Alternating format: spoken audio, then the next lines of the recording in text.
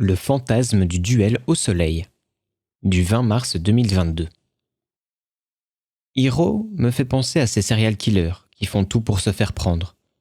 Ils ne peuvent supporter de rester dans l'ombre et sont prêts à subir des sanctions immenses juste pour apparaître dans la lumière, tout en cultivant un sentiment de grandiosité tel qu'ils pensent toujours pouvoir gagner. Leur action les mène à l'échec, programmés depuis la petite enfance, alors que dans leur imaginaire, ils sont invincibles.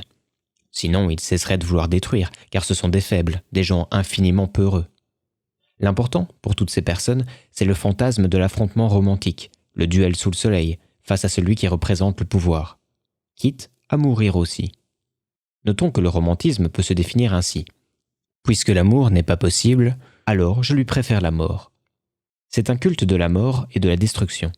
C'est moi seul face au monde, vide de sens, et je prends du pouvoir sur la mort, en devenant son agent.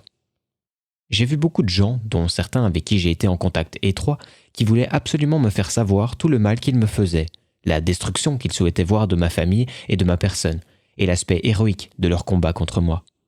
L'acte seul ne suffit pas, aussi sordide soit-il. Il faut que cela se sache. Il faut que la victime ultime sente l'haleine du tueur.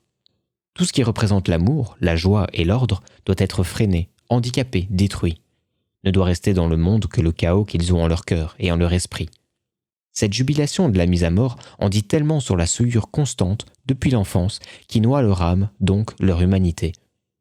Puisque l'amour n'est pas possible en ce monde, alors je lui préfère la mort.